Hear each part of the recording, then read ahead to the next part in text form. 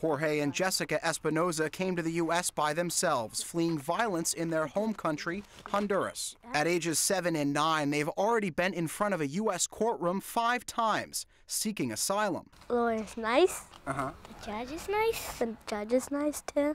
But that doesn't make it any easier. It's nervous. Why is that? Because you get to talk in front of a lot of people. Both now live with their grandmother in Maryland, who says she's thankful her grandkids have a lawyer. We don't know the laws here, she says. We could make a mistake, and that could result in deportation. Jessica and Jorge are the lucky ones. A Syracuse University study found that about half of unaccompanied kids plead their cases without a lawyer. U.S. immigration law gives kids the right to legal counsel when faced with deportation, but only if it comes at no cost to the government.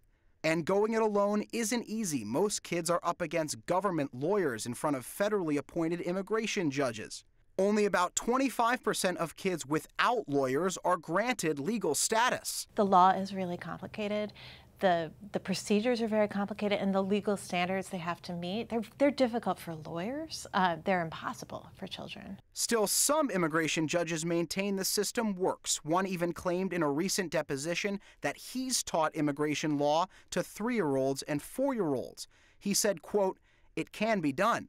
Most kids look for help outside the system.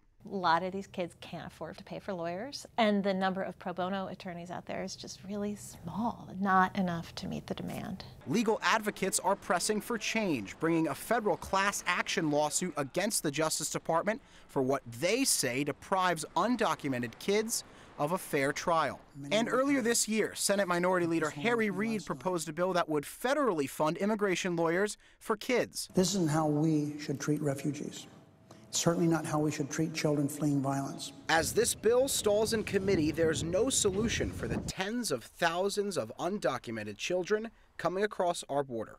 Jay O'Brien, NBC News, Washington.